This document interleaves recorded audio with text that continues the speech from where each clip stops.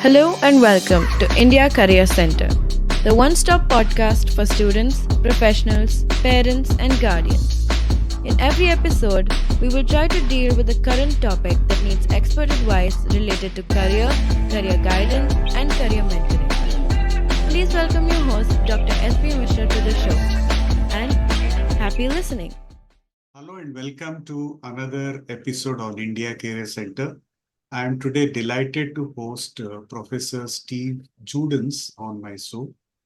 I got to know about him through a psychology class. I tried to learn that class very recently, few months back. And it was so impressive. Every class I actually enjoyed, though it was a recorded class, but every class I enjoyed. Each of his lecture, each of his study material and the reference material what he provided was so fantastic. So and then thanks to internet and LinkedIn, I connected with him on LinkedIn, and here today we have Professor on the show to talk about the future of learning, the role of psychology, which is his core area. I'm so happy to have you here, Professor. How are you? Thank you, SP. I'm really happy to be here with you. I look forward to our conversation. No, I'm very well. Thank you. Excellent. And so before we jump into the core subject of the discussion, Professor, take us through your journey so far in whatever way you want to take us through. That could be a long story, I think. I know. but I think sort of maybe the parts that are most relevant to where we are now is when I was in university, when I finally decided to go to university, and it took me a little while to make that decision. I did both computer science and psychology. I felt like computer science, this was in the 80s. Computer science was the future. It was the way things were going. But I also really was always fascinated by psychology, and really throughout my career, I went on to do graduate work, and that was focused primarily on psychology, on human memory, understanding how human memory works, on the distinction between conscious and unconscious cognitive processes. But also I was doing then some neural network modeling, which was big then in the sort of late 80s and 90s. So again, a combination of sort of computational approaches and psychology. And as I kind of went on, I learned that I love to teach, and that I love to teach very large classes. I love to teach at scale. And the one thing about teaching at scale is that the lazy way to do it, I'll say it that way, is to just teach and to give students multiple choice tests. But I really wanted to challenge my students to think critically, to think creatively, to communicate. I wanted to build these skills, these soft skills that are so important to their career.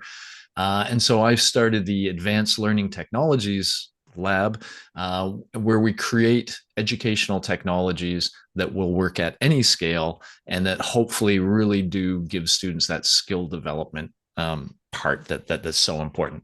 So that's always sort of been my career, and now, and I think we want to talk about this a little bit, we're of course living in the age of AI, and so that is now a major thing that I'm working on with my lab, trying to figure out how we can really harness the opportunity of AI to enhance education, make it better, make it more equitable, and really try our best to solve problems that have really been there for a long time, but AI may help us solve those problems in new and really interesting ways. Fantastic. So, Professor, before we jump into the AI part of it, I would want you to take us through a few things like your introduction to psychology class, which is there probably, I don't know, you did it that probably some 1 decade ago, or maybe more than that, and how it came about, and what has been the journey so far. And the second part is, I know that you teach a large number of students, so give a sense of that, because that is something which is quite fascinating to know. Yeah, it is interesting. So as far as we'll start with the online course. And so this was, I did that at a time when these so-called MOOCs were new. MOOCs are massive open online courses. And the idea was that the best universities would have their best professors present courses that would be freely available to everybody. And so ours is on the Coursera.org platform, and people can take these courses free. And when this was first happening, we were told that the MOOCs were going to make universities go away. They were going to take over. They were the future of education. And anytime I hear that, I'm interested. I want to know more. And the best way to know more is to jump in. And so my university, University of Toronto, was starting to talk to some of these platforms, including Coursera. I think mine was the second course from the University of Toronto on that platform. It's since had almost 500,000 students registered, so it's really had a large impact, and was just a fascinating process to kind of go through. And you're instantly connected to the world, and through the discussion forums and such, you have students literally from everywhere. It's just a fantastic. I've learned so much from my students, but that's sort of the big online world. But even in my in-class world, my current class, I'm teaching introductory psychology at University of Toronto, and my class is over 2,000 students large. I teach in a 500 student lecture hall, and it's in fact fascinating. I wish I could show it to you, because we just created, it's a theater in the round. So the students are all around me, but they're only 7 rows deep. So they're around everywhere, but they're not far away, and it feels much more intimate, and it pushes me to walk around a lot, talk to everybody. And that's the sort of core class. And while I'm teaching that, I'm videotaped. And that video is made immediately available online. So students are told, if you want to come to class, if you like that experience of the professor walking around and doing their thing, then you can come to class. If you would rather just wait and watch that online, you can do that. And it turns out with 2,000 students, about 450 like to come to class. And so we have a nice full class. It feels fun and exciting for me. And then we're able to reach, 2,000 students. And then, of course, I use a lot of educational technologies as students go through. One interesting thing potentially is, I use a lot of what are called student-centered approaches, which I think are a little new in the Indian context. Although one of our tools is now, we've used it in an Indian high school, and it's gone well. But it's very much where students are driving their own learning, and so we have a lot of different tools where we ask them to do that online as well. But yeah, these are big courses, and I'm also a musician, sort of an okay musician, and I like to go and play to full houses. That's how I like to teach too. I like a lot of people. I like to create an event when we have a lecture. Fantastic. I happened to see some of your YouTube video where you are actually doing that in one of the talks. So you actually played the guitar for some time to explain the concept. That was fantastic. I mean, Yep. and what's fascinating is that teaching is such an intimate thing. Actually, I mean, when you're teaching people, your students, Yeah. you have to connect with them, and connecting with 450, 500 students in a live classroom is mind-boggling. I think any teacher would actually take this as an inspiration. I think it's something very mind-boggling. It's great.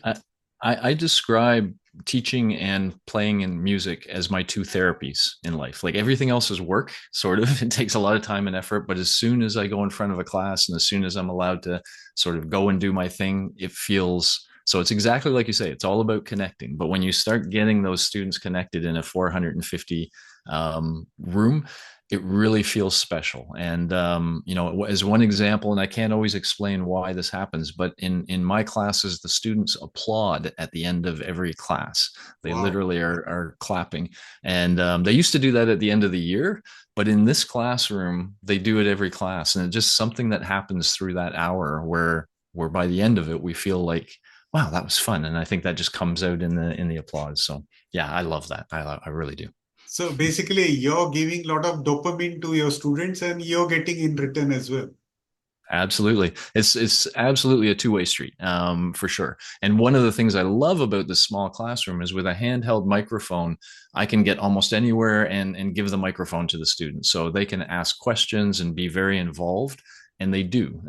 They continually raise their hand. I get a microphone over, they ask a question, and that just creates that whole energy, I think. And sometimes I learn so much from my students. And I like to demonstrate that in front of them too. I'm perfectly willing to say I don't know when they ask me a question, but also, does anybody else here know? And quite often, if they ask me about a biology concept, let's say, that I'm not so sure about, maybe genetics or something, there's some other student that knows that very well. And that student is always happy to get a chance to say, oh, yeah, I understand that. Let me explain it. And then they get to be the professor for a little while and I get to learn from them. Fantastic. Yep. Fantastic. So, Professor, going on, the COVID-19 actually was such a big incident, which actually changed all of us, actually. And obviously, the way we teach students, that also dramatically changed. We across the world, across every level, I think people started using digital media as one of the mediums to learn. So, what has been your lived experience, and how do you see that impacting the future of teaching? Yeah, I mean, I found that all an interesting period because there was a group of us that were online well before the pandemic, doing a lot of online stuff. And those people tended to be have a lot of expertise with technology, and they were using it in very intelligent ways to try to really promote, advanced, deeper learning. And then suddenly everybody came online. So it was kind of like we were a little group of people living in this online space doing whatever, and then suddenly all of these other people came and joined us, which was fantastic at some level. It was an opportunity to really expose how good online learning can be. At the same time, some people didn't really do it as well as it could be. So it was this mix of good online education and not so good online education. And so we were really hoping that some of the innovations would continue after the pandemic. And I think they have. I think that's the interesting thing, is that some educators found some practices that they might not have otherwise found. But they were forced to try things they didn't really want to do. But some of those things they ended up liking and continue to use. And so at least here in Canada, we're now seeing a situation where there's more online components to the education we provide. When we've found certain tools or certain practices that really enhance learning, we've tried to keep those in place, even as we go back to the classroom. And so it becomes an interesting, like my classroom, for example, quite often I teach Monday, Wednesday, Fridays. But when I have them doing some real work online, I just teach Mondays and Wednesdays. And I say, Fridays, the time you would have spent in the classroom, I want you to spend, going through this process. And so it's become a sort of a trade-off of lecturing to students and then having them do something that's much more active and student-centered. And for me, that feels like the right balance. I think it feels good where we're at now. Of course, AI has changed everything. That's another topic. We'll get there.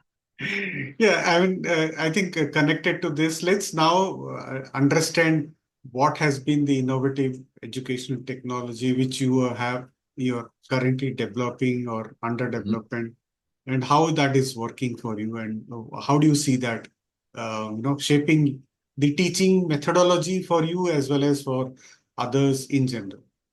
Yeah. So, I mean, before AI, so I've created something called Pure Scholar, which is a technology that it's kind of interesting. I give the 2-minute version. So a student would do an assignment like they normally would, but rather than just handing in the final assignment, then they hand in a draft. They then practice giving feedback to their fellow peers. So they actually see what some of their students submitted, presented anonymously, so no name, selected randomly. And they now they're asked to be the teacher. Read each of these, give them some positive feedback, but also give them some ideas about how their work can be better. And so we're really encouraging students to engage critical thought, communication skills, etc., as they give feedback to, say, 4 or 5 peers. And then in the third step, they see the feedback that their peers have applied to their work, and we give them the chance to use that to correct their work for a final submission. And so again, this gets them reflecting deeply, using feedback to grow, which is something that employers, both of these things are things that are important to employers, to be able to give feedback well and to be able to learn well from feedback that you receive. So that tool always did that. But now in the AI world, we as a company are So that's, by the way, the funny thing. I should say this. So there's me as the teacher. There's me as the director of the Advanced Learning Technologies Lab, and so that's all about research on technologies, especially assessment. And then we have a company called Cognito, which has products that have come out of the lab and now are being used like in 10 countries in the world. And Peer Scholar is the big one there.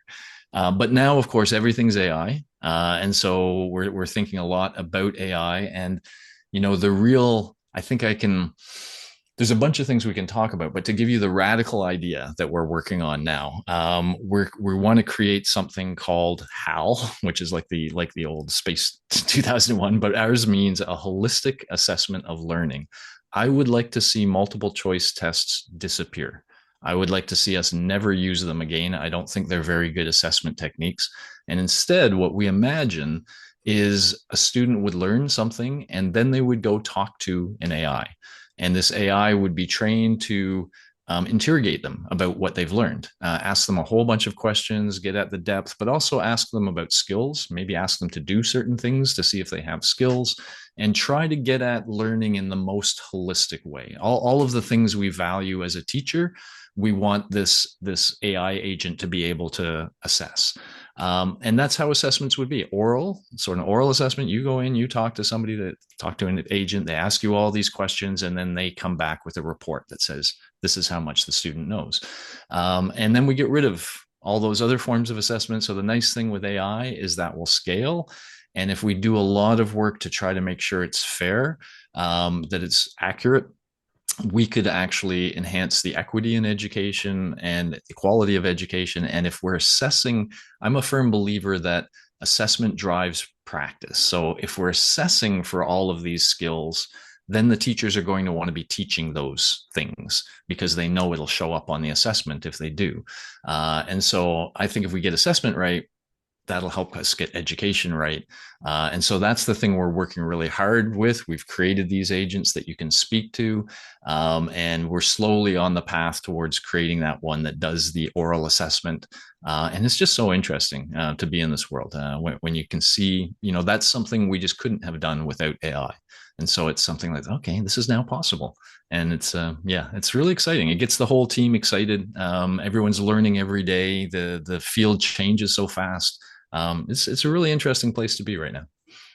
So you mentioned that AI agents can actually do an assessment, which means that AI agents also, if trained well, would also become teachers, isn't it? Yeah, so that's one of our other funny concepts. I have silly names for everything, I'm afraid, and our silly name for that is Yoda on your shoulder. If you remember, if you're a fan at all of Star Wars, there's a time when Yoda was training Luke, and they went to some planet somewhere, and Yoda was basically in a backpack on Luke's back and teaching him how to be a Jedi. And it was like the teacher was always right there on the shoulder. We imagine an AI agent that will probably be wearable, that would know where you are, what you're doing, could maybe give you educational challenges, could maybe say, hey, there's some other students up ahead. I want you to go meet those other students, and I'm going to give you guys all a problem that you have to solve together.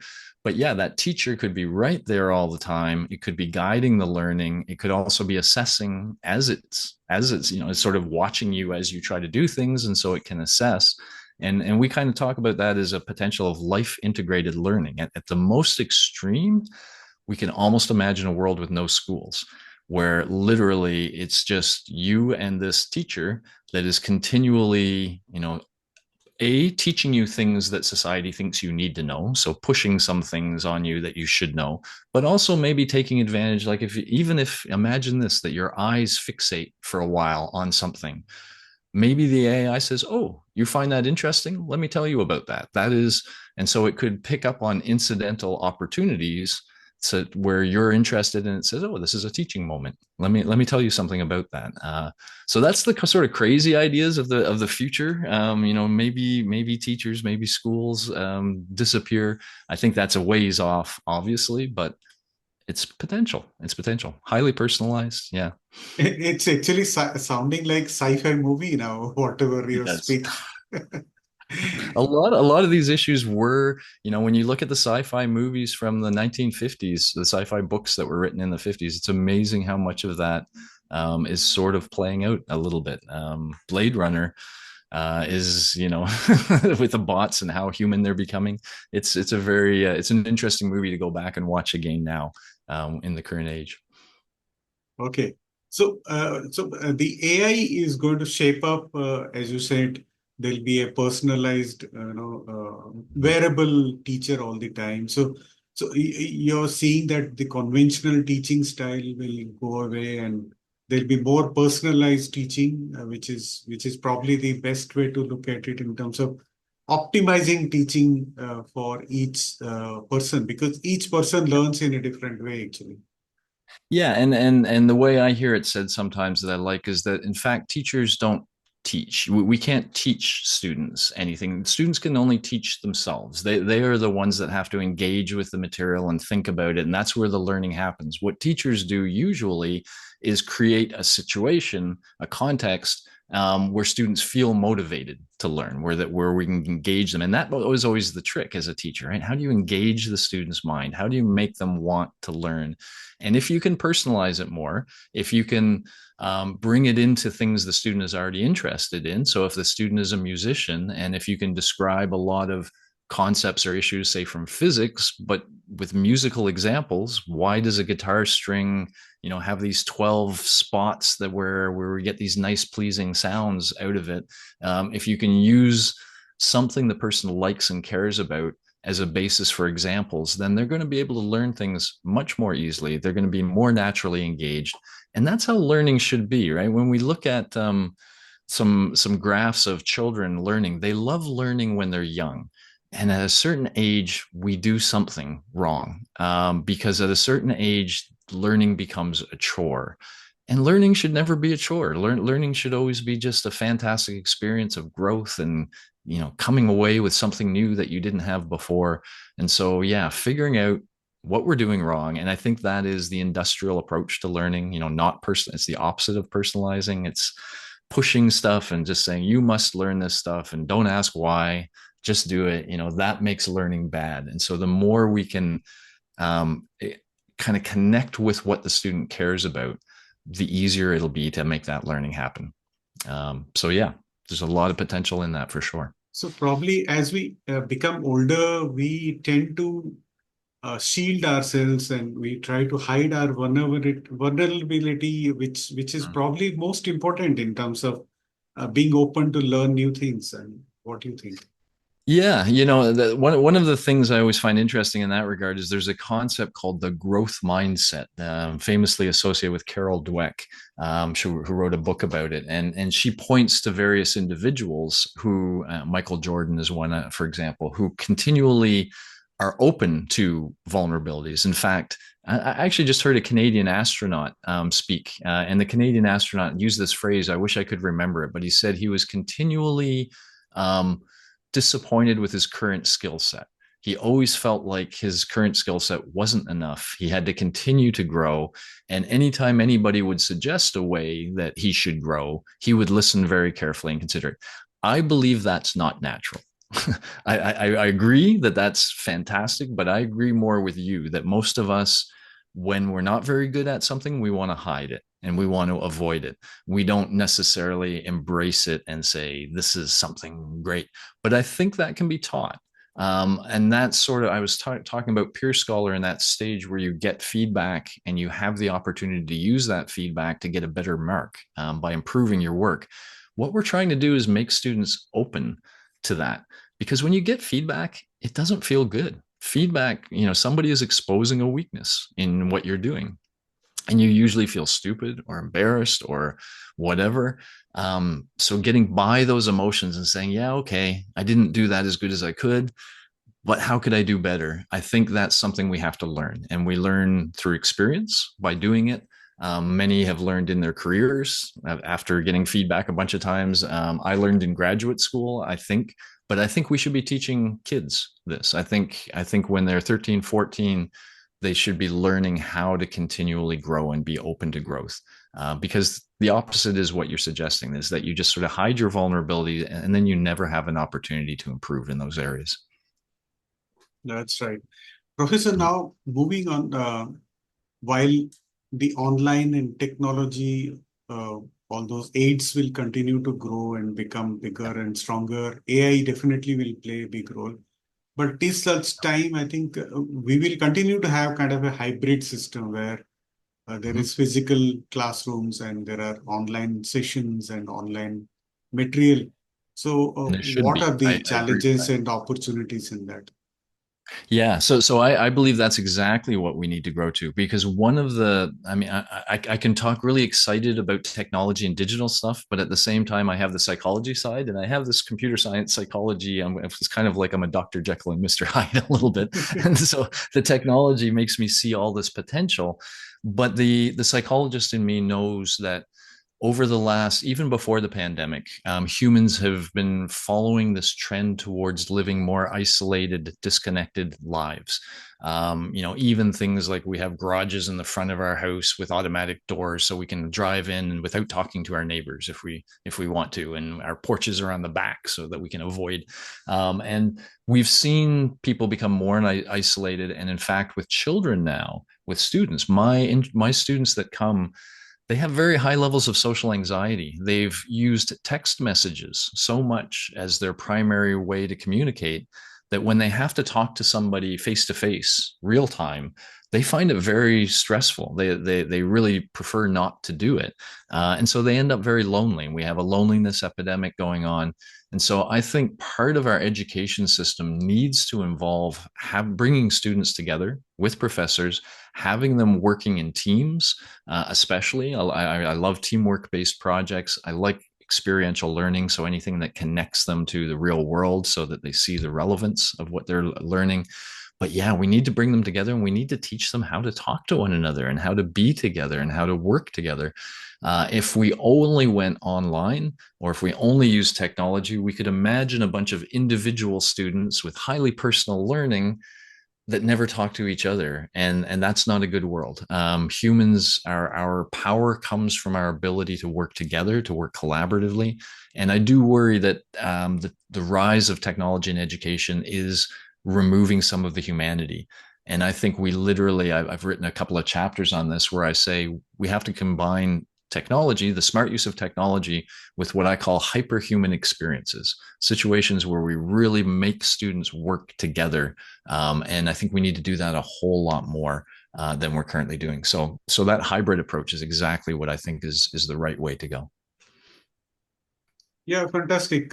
In fact, as we see, most of the youngsters, what you said is right. Mhm. Most of them are so deeply involved in their digital world that two things which I observe. Number one is their attention spans are very low, uh, and because of that, I think they tend to also have very low patience towards deep learning. I mean, if you want to deep learn anything, you need to have a Yeah. lot of investment into a particular area of learning. Yeah. Do you see that? Yeah. So, I mean, there's this thing. We didn't have this thing, this cell phone. Sorry, holding up my smartphone. We didn't have the smartphone when we were young. And so we would be, I would remember in my home, I would say to my parents, I'm bored. I think our generation used to say, I'm bored a lot. And our parents would say, go outside, go find some friends, go do something. And we did that a lot. The generations behind us spend so much time on social media and so much time interacting that they really, I think they've just lacked the practice. I mean, we can talk about the bad things that technology can do, and there's certainly a lot, but in this case, it's not so much what the technology is doing, it's what the kids are not doing, and they are not, being together and playing sports and out there doing the kinds of things. And so when they get to be 17, they have now a deficit. They're not comfortable with other humans. And the ridiculous, I don't know if it's ridiculous, but one of our major projects we're creating now is something called Talk Lab, where we're creating bots that students can talk to learn how to talk to humans. So it's kind of, we're using technology to teach humans how to talk to humans, but we can teach them skills. We can say, here's how to start a conversation. We can even look at like the old Carnegie book, How to Win Friends and Influence People. If you read that book, you'll get a bunch of tips that are all very good ideas of how to interact with other human beings. But to turn knowledge into a skill, you need practice. You need to practice using those things. And young people are scared to practice with other humans. They have something called the fear of negative evaluation. They think those humans are not going to like them, that they're going to judge them badly.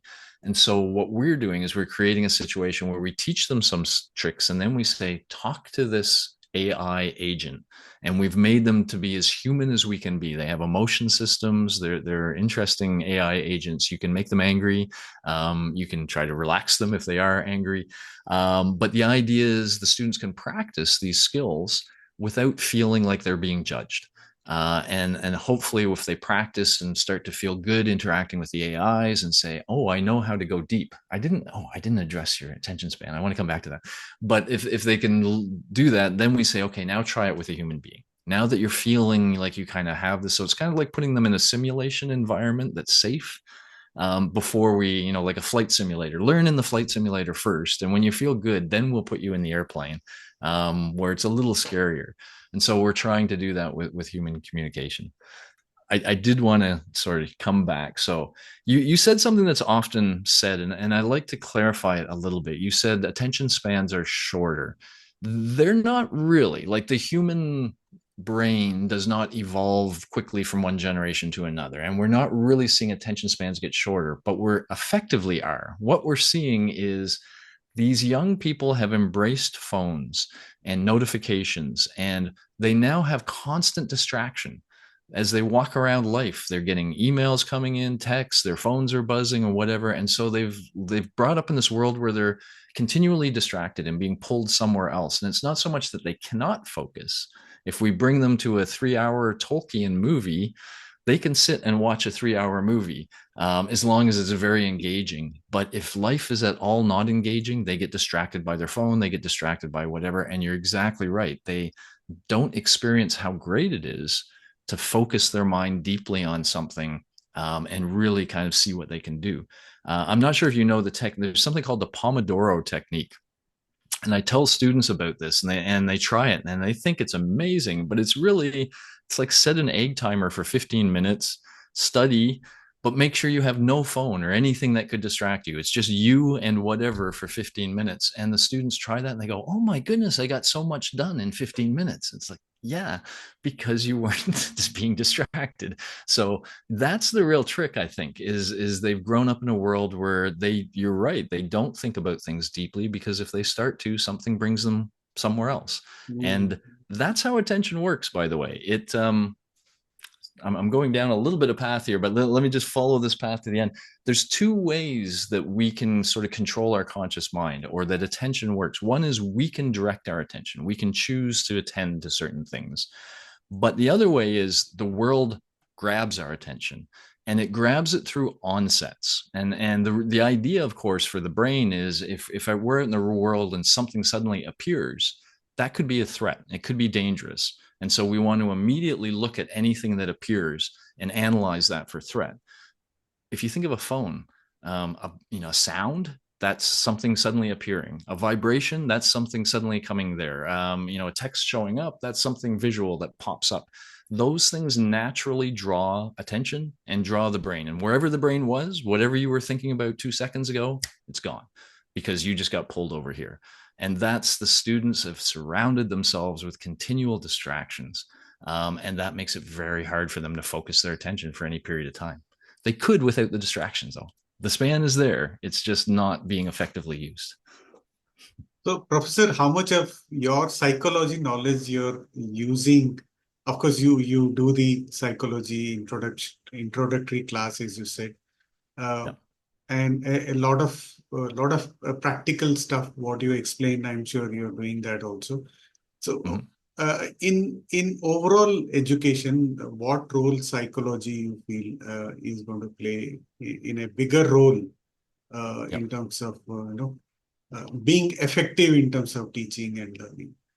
Yeah, I think it plays a really huge role, and I can give an example. So there's this whole area called educational psychology, where they're really applying a lot of psychological theories and stuff in the classroom. But to give one example that everyone, I think, could take home, and I would recommend any listeners to check out something called self-determination theory, and you can find it online. But it says that, like, if we want to create any experience that the student we'll do it in the educational context. So if we want to create an experience that the student finds what we call intrinsically motivating, and what we mean by that is the experience itself is something they enjoy and appreciate. You don't have to force them to do it. It's something that they want to do it. In order to create that, there's three things that you need to sort of respect psychologically. The first one is autonomy. It's understanding the why. So if we imagine a teacher giving an assignment, some teachers just give an assignment and just say, do it. And in that case, the student's like, but if the teacher instead says, here's why I'm asking you to do the assignment. Here's what I think you'll learn. Here's how I think it'll benefit you going forward. Well, now the student understands why they're doing this. And suddenly they feel more autonomy. They feel like this is good for me, and this is something I want to do. It's not being pushed on me. And so that's the first one. The second one is competence. And the example I'll give here is teamwork. So many teachers say, oh, working in teams is good for our students. And so let's put them in a team and give them a project. But then they don't give them any support. And working in a team is difficult. There's things that happen. There's challenges that will occur. And if students don't know how to handle those challenges, they won't enjoy it. They'll find it very, uncomfortable. But if instead, before you have them do the teamwork, you give them some clear ideas about, hey, you know what? Teamwork is tricky, but here, first of all, here's the value. You give them the why. Why are we making you work in a team? Well, here's all the things that you could get from that. But then we also say, and let's give you some advice at the beginning. Here's the things that might go wrong. And here's what you can do when they do. Well, first of all, here's what you can do to stop them from going wrong, hopefully. But also, if these things do happen, here are strategies to kind of get things back on track. And so once students know those things, now they feel competent. Now it's like, okay, I'm in a team, things are going to happen, but I know what to do when they happen. And so now suddenly I feel more in control again, more power. And the third one is relatedness. We all enjoy things more when we're doing it with a group of others that are together. And so those three things, autonomy, competence, and relatedness, every technology we create, we think of those three things. Are we explaining to students why we're asking them to do this? Are we supporting them enough while they go through it so they feel comfortable and competent? And are we creating a sort of community around that that makes them feel part of learning with others? And when we do that, then and it was just sort of using that as an example of how you could take one thing from psychology, but bring it in and have it sort of shape how you work with technology in an education space. Yeah. In today's time, I think lifelong learning is very important, very critical. So what would be your advice, and how you make this as a impression on your students, as well as to the audience which are going to listen to or watch this episode? So about lifelong learning, what you would be like to advise basically? Yeah. So a couple of things that I think of there. So first of all is modeling this for students. I tell my students that I'm a better student than I am a teacher, and that I've become a teacher because I loved being a student, and I still love being a student. So one of the things, mentioned this a little bit earlier, but if I get an opportunity to learn from them, if somebody brings something into my classroom, and they always do, something that I don't know very well, I like to quickly change hats and say, okay, I'm not the teacher, I'm the student now, you're the teacher. And in fact, that sort of concept, there's maybe somebody in your audience could help me with this. There's somebody that told me once that within some culture, in their language, they do not discriminate between student and teachers. They think of that as sort of, let's say, a learner, and different people are at different stages of learning. And so somebody may have acquired more learning than somebody else, and they may share their learning in various ways. But the notion was that it's just one continuum that we all go down. And I like that concept a lot. And I like to impress upon my students the things that I'm doing in my life, like AI, for example, where there's this new AI thing came out, and I'm a 59-year-old professor, right? When you're a 59-year-old professor, you have two choices when something like that happens. One is you can just say, I don't want it. I'm gonna finish my career. I'm not gonna touch that stuff. I'm just gonna coast on what I know, and that's enough. Or you can say, bring it on.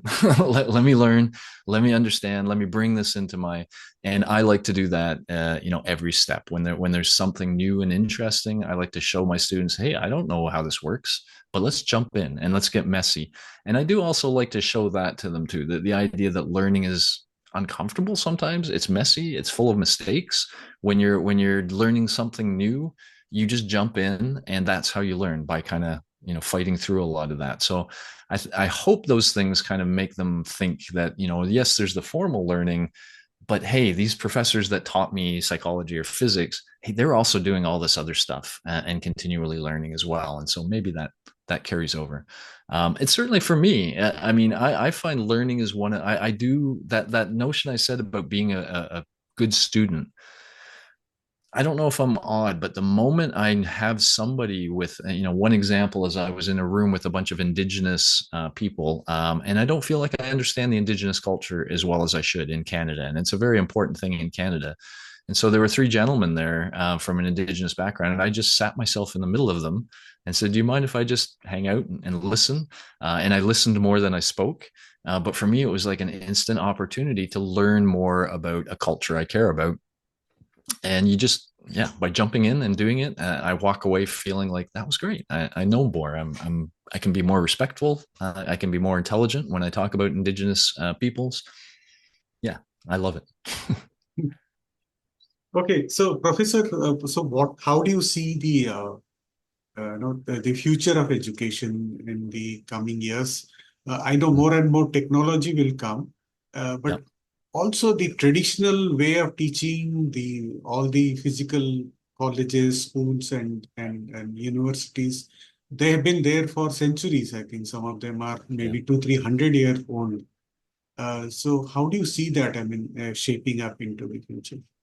It's a difficult time. So you hear people like me talking, and it's all sounds beautiful, AI and all this potential, looking at all this opportunity, but that's not how all the educators feel. And so I work a lot with a lot of schools locally, and teachers are being told that because AI is just what it is now, that it should be part of every course. They should be including AI in every course, because students need to learn it and how to use it for their future. But at the same time, a lot of these teachers don't understand it, and they are quite fearful.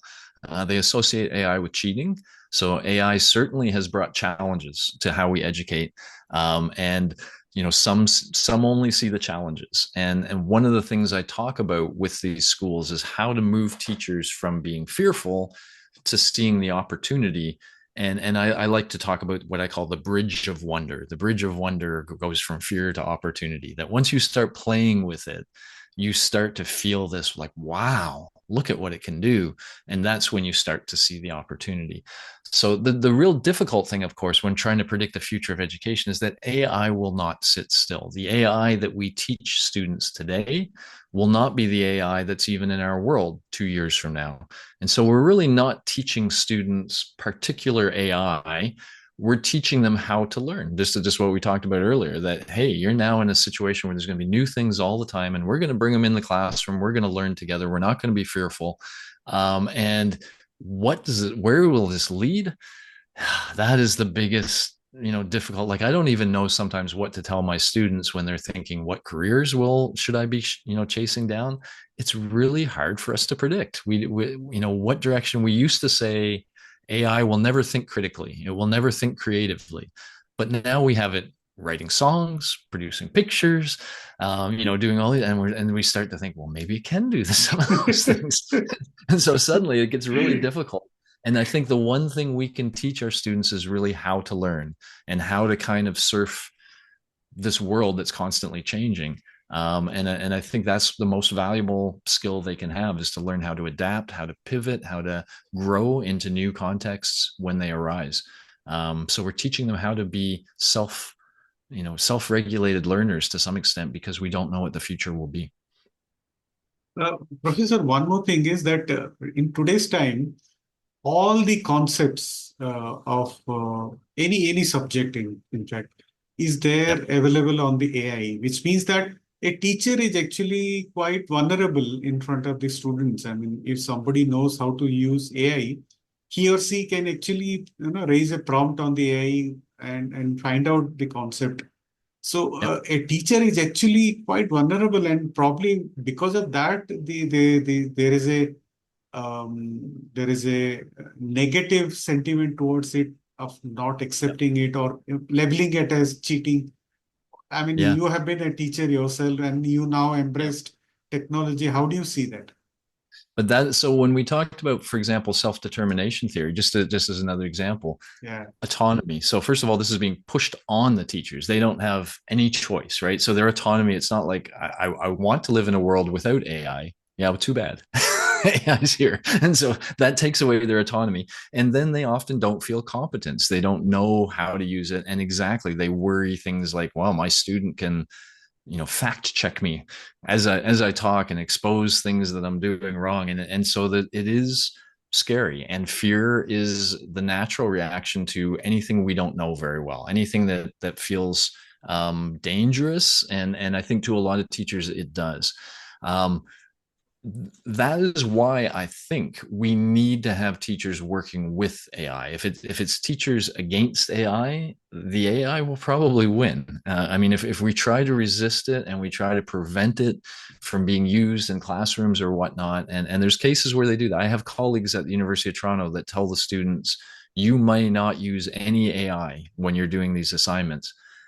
And to me that just seems like, it's out there, like it just seems it's the wrong way. So I think, yeah, suddenly it's like the teacher sort of needs to know a little bit. And one of the things that I've been working with Dell Technologies and others to create use cases, specific use cases, so that we can tell a teacher, like, here's a menu of 16 different ways you could use AI in your classroom to achieve a certain goal. And if you like that goal, you're going to have to learn a little bit, but you don't have to learn all of AI. We've brought it down to a very specific use of AI, and you learn how that works. And now you feel comfortable with your students saying, okay, here's how it works. Here's what you're going to do. And so I think we need that for teachers, that this big hairy monster that is AI is too scary. But if we have these little, chunks of, here, use it this way and achieve this goal, then I think it becomes a little more comfortable. And as teachers start to have success, that fear will go away. But right now, there's a lot of fear, fear of the unknown, and fear of your job maybe even being in jeopardy, and or even if you're not replaced, like you're fired, you still maybe have to change. You have to learn. So even though you have a job, you have to. It's almost like your job requirements are changing under your feet, and you have to kind of accept that and go along with it. And it's difficult after the pandemic, after everything. And teachers are such hardworking people already. It's hard for them to rise to this challenge, and we really have to, I think, help them as much as we can to do that. You earlier mentioned about you're working with schools and colleges, including some in India as well. So can you Yes. share some personal, I mean, the story of impact which has been created through those? Fantastic. So I had a student who's originally, I think, from Thailand, but he did his high school in India, and then he came to the University of Toronto and he experienced Peer Scholar, a technology we use. And he said, I think my high school from India would love to use this technology. But he said they don't use anything like it. First of all, they don't use a lot of technology. And secondly, it was very student driven. So he was used to the teacher, teaches you and you learn what the teacher says, but you don't usually learn from your fellow students. But that's exactly what happens in Peer Scholar, is students are kind of helping each other. And so he said, I wonder what would happen. And he was so well liked by his teacher and principal that he was able to connect with them. And we got a research project where we brought this technology into their school, tried it out, and it was very nice. The students, I think they just love the technology, to be honest, that they didn't get to use a lot of technology in their education. So I think that alone was interesting for them. But also, really nicely, the teachers said, we should be doing more of this and we want to keep using it in the school. And that was really nice because it was such a different approach to education that I could have easily seen the teachers saying, no, this is strange, this is scary. But they didn't. They saw the value, and they said, yeah, we should have more of it. So that was really heartening to see, because we do have cultural differences in how we educate, and to see a sort of Western approach fit comfortably into an Eastern education system was really, it made me feel good about the technology. Fantastic. In fact, I remember when I completed the course on Coursera, the Introduction to Psychology, I had to write an essay and give it to peers for their feedback, and I had to do some peer feedback as well. So Yeah. probably the concept was already there. Yeah, and the funny thing is when people see this, they think, "Oh, aren't students angry about that?" Because it's work. It's not easy to give peer feedback to other people and say, "Don't they get upset about the work that you're asking them to do?" And they don't, because they love to see what other students have done. And this is sort of just a funny, every now and then there's this funny thing that emerges from the work we do. And when we think about, usually a student is given some task, they do it, they hand it to the teacher, but that's the only example they see of how to do that task. But they're in a classroom where there's a bunch of other examples. A bunch of other students have tried to do that task as well. And when you show a student what their peers are doing, they feel like they learn so much just by seeing, maybe somebody else is doing something really well that they're not doing, and they think, oh, I should be doing that. And maybe in other cases, someone's not doing so well as them, and they're thinking, oh, I feel pretty good. I'm better than this person. So they like that experience, and they ask for more of that. And so, yeah, and that's even true in a system where that's not a normal thing to do. Once we expose them to it, they appreciate it. So it is work, but it's good work. Yeah, You cannot build skills, by the way. Everything I do is about trying to build skills in students. And just like playing guitar, just like dancing, just like doing whatever, playing football, you're not going to get better at any skill except by doing it over and over. It requires work. It requires the time. And so by, reviewing your peers, yes, that's work. That's how skills build. If we're afraid of making our students work, we're not going to build their skills. We have to be willing to, put them through those experiences. Fantastic. Great. So any closing remarks you would like to give it to our viewers and listeners? I think what I just say is I love to be a global citizen. I love the opportunity to interact and to speak to people all over the world. And I think I'm a pretty approachable guy. So if you have questions, if you have thoughts, I'm on LinkedIn. I'm easy to find. Reach out. I'd be happy to interact with anybody beyond this. So yeah, and thank you to you, SP, for bringing me to your audience. I appreciate that very much.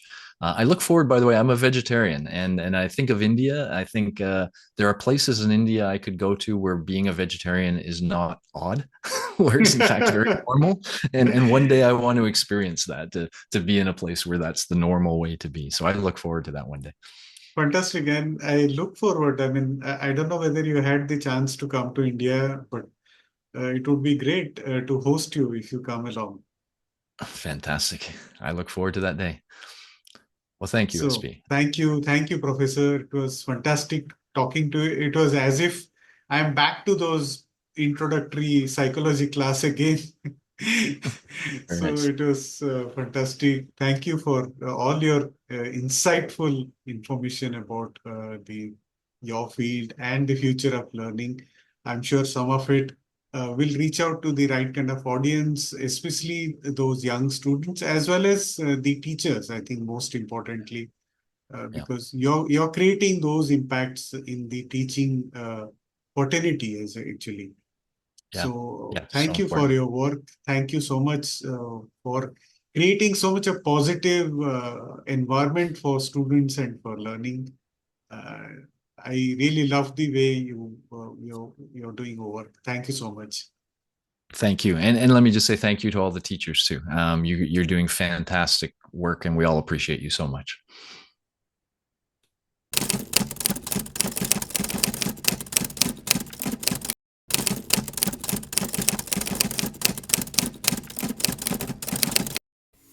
Hope you enjoyed this episode.